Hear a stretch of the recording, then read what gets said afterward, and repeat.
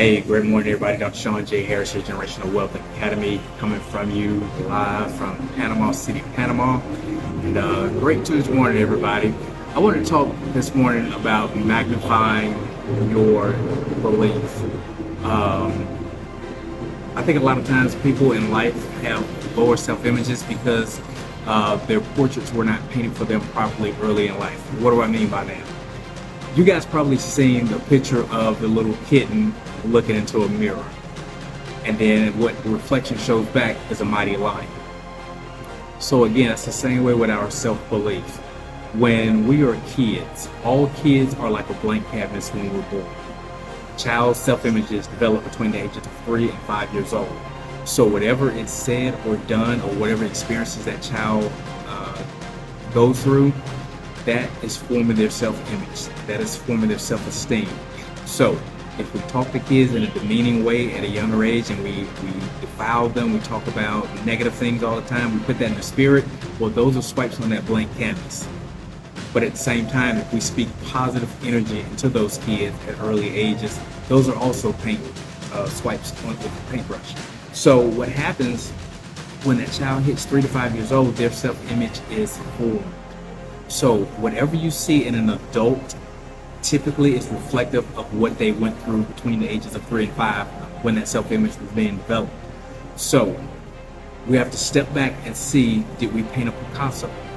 Or in fact, did we build a nightmare in what we created in that child by demonstrating what we placed on that child's canvas?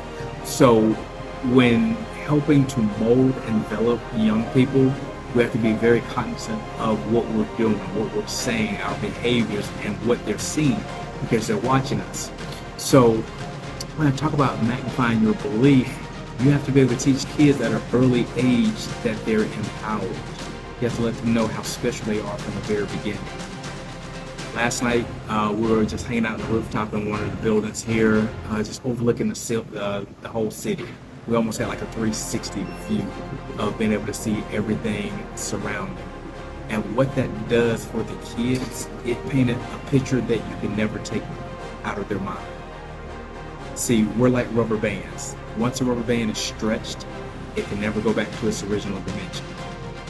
It will shrink back, but it will never go back to its original dimension. So once it's been stretched, just like you stretch a kid's mind, it can never go back.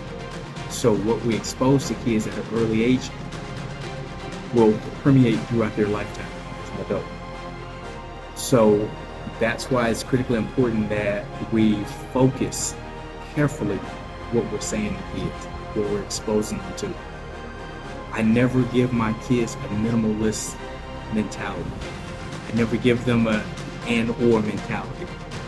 I give them a and only mentality, because you shouldn't have to give a child an option of between these 4 objects, one has to go. Have them all. So once kids understand that at an early age, they don't know any better as far as the negative end of the spectrum. So kids should always be able to know what their expectations are. My kids, I have what I call the Sean Howard effect. When I was growing up in elementary school, actually, there was a kid named Sean Howard. Sean Logan's one of my buddies in the Air Force. But Sean Howard was the little rich brat kid in school. And hey, what's going on, Brother Glenn? So Sean had it all. He had the Sebagos, he had the Jordache jeans, he had the polo shirts, he had it all. And as kids growing up, we didn't know any better. So as the kids today would say, we were kind of hating on Sean. But now that I look back and see how my kids are being raised, I understand that once you put them to a certain level, that they're not expected to go backwards from that level and see anything less than. So the Sean Howard effect, I actually use with my kids today. And to this day, I still would like to connect with Sean. It's been, 40-something years since I've seen him last. But again, the images that we paint for our children are dependent on us. We have to make sure that we present a good, clean canvas, and that we put the appropriate swipes of the paintbrush on that canvas that will lead them to have great successes and to be able to magnify their self-images. So when they look into that mirror as a little kitten, they should be able to see the mighty lion coming back at them. So that's super, super important that we make sure that we mold the kids appropriately. So our kids have more passports than pretty much all adults that I know. And it should be that way. You should let your kids operate from a high standard and just make it normal. We have to normalize making things normal.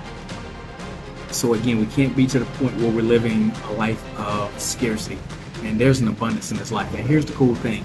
Sean, why do you give out so much free content? Why do you give out so much free information? Why do you give out free literature? Why do you even give out free courses sometimes? It's because I am full of information. And many times when people say, well, listen, hey, Marv saying, so many times people say, well, you give out so much free content, you're not afraid someone's going to take that information and run with it. Well, listen, if I give a 2-year-old a Ginsu knife, that could be disastrous. But that same Ginsu knife in the hand of a sous chef can create a masterpiece. So it's not until you take action, intentional action, on what you are presenting someone can they really benefit from it. But here's another thing I also learned. If you feel that you're giving out too much free content, you're not full enough. You don't have enough. Because again, I operate from abundance. Think about flying on an airplane. If you've ever flown overseas to, let's say, Thailand, Dubai, Philippines, when you look out the window, you will just travel for hours upon hours upon hours over water. You will like go to sleep on a plane, wake back up, go to sleep again, and you're still over water. Same thing with land. There's never a scarcity of anything. God put everything that we needed in abundance. So once you move out of that area of scarcity and into abundance, then you'll see that there's an overflow. Think about this. I'm going to give this one last example. If I had a candle and it was lit, if I light the next person's candle, it doesn't take one bit of my flame. If I light 99 other people, that's 100 candles that are now lit. Now let's suppose that my candle, a gust of wind went by and blew out my candle. Do you believe that one of those 99 can light me back up again? Absolutely. So you operate in abundance like that and you see that there's no scarcity in the world, you can share abundantly. Because again, you have to empty yourself to be able to receive more. I can't hold my hand closed and ask for more without opening the hand, but I have to open the hand to release what I got to be able to get more. So that's where you have to think about things. You know, never think that there's necessarily competition. You're your own competition. No one's in competition with you. People are in competition with themselves. No one wakes up every morning and say, hey, look, I'm coming after you, I'm battling you. Man, you're just wanting to be the best you that you can possibly be. So once you understand that, you put your blinders on. It's like the Clydesdale horse. I think the Clydesdale horse can pull like 10, 15,000 pounds independently. But when two come together, they can pull 40 to 60,000 pounds with ease because they're working in tandem with each other. So that's the way we have to operate when we're moving strategically throughout life. And here's another thing. I can go on and on. I'm not going about this, but collaborative efforts is everything. Relational capital is the number one capital. Many times we get up and we get out, we do whatever it is we do to create income and generate revenue. That's fine. However, your most valuable commodity when it comes to capital is relational capital. Relational capital. Just like when you go to your ATM, if you don't make enough deposits in that account, you're going to get insufficient funds. Well, the same way with people, you have to make constant deposits in other people. And then that will reciprocate back to you. And that synergy, that energy just continues flowing and flowing and flowing. That's how you become abundant. When you have that portion right, when we have self right. So 3 things that changed, I'm gonna close out on this. The 3 things that changed for me that made all the difference was the books that I read, who I associated with, and how I used my time. Notice I always say how I use my time, not how I spent my time. I make proper investments of my time because that is the most valuable thing I have next to my health. That's the most valuable thing anyone has next to your health, is your time. So utilize it properly. Learn how to fold time. I'll talk about that when I talk about mini days. What is a mini day? A mini day is when I can compress 24 hours worth of effort or work into a small portion of time. Typically from 6 a.m. to 10 a.m. That's one 24-hour day to me. From 10 o'clock to 2 p.m., that's another day. So that's tomorrow condensed into today. And then from 2 p.m. to 6 p.m. is day number 3. That will be Thursday.